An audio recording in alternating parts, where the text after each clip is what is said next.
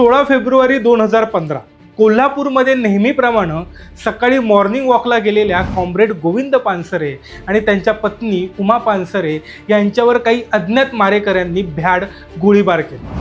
5 दिवस मृत्यूशी झुंज देत आजच्याच दिवशी म्हणजे 20 फेब्रुवारीला पानसरे साहेबांनी उपचारादरम्यान अखेरचा श्वास घेतला। पण आज एवढ्या वर्षांनंतरही या खुनाचा तपास नेमका कुठपर्यंत आलाय हेच जाणून घेऊया आजच्या व्हायरल कारभारमध्ये। तेव्हा हा व्हिडिओ शेवटपर्यंत नक्की बघा। सुरुवातीला या हत्येचा तपास पोलिसांकडे होता, त्यानंतर तो CIDच्या SITकडे देण्यात आला। या प्रकरणात समीर गायकवाड, डॉक्टर वीरेंद्र तावडे, शरद कळसकर अशा काही जणांना अटक करण्यात आली।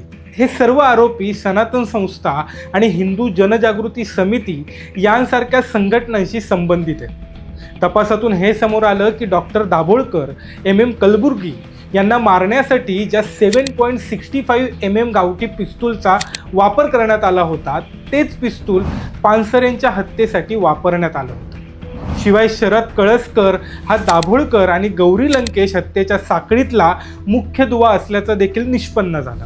म्हणजेच हे सगळे खून ठरवून केलेल्या एकाच कटाचे भाग होते। कॉम्रेड पानसरे यांनी शिवाजी कोण होता हे पुस्तक लिहून उजव्या विचारसरणीच्या आणि शिवाजी महाराजांच्या नावानं होणाऱ्या धार्मिक राजकारणाला थेट आव्हान दिलं। तसेच ते नथुराम गोडसेंच्या उदात्तीकरणाला जाहीर सभांमधून प्रखर विरोध करत होते। हे वैचारिक मतभेद आणि पानसरेंचा वाढता प्रभाव त्यांची हत्या करून संपवायचा आणि जो असं करेल त्याचे हेच हाल होतील हे जाहीरपणे धमकावण्याचा उद्देश होता।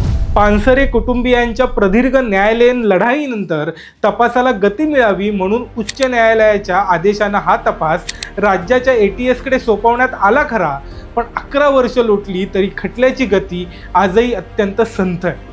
गोळ्या झाडणारे पकडले गेले असले तरी या हत्येचा मुख्य मास्टरमाइंड कोण, या कटाचा खरा सूत्रधार कोण हा प्रश्न आजही अनुत्तरित असतो। विचार संपवण्यासाठी माणसाला संपवण्याची ही प्रवृत्ती आणि 1 दशक उलटलं तरी न्याय न मिळणारी व्यवस्था पाहिल्यावर व्यवस्थेचा सुद्धा यात सहभाग आहे का? तुम्हाला काय वाटतं हे आम्हाला कमेंट करून नक्की सांगा।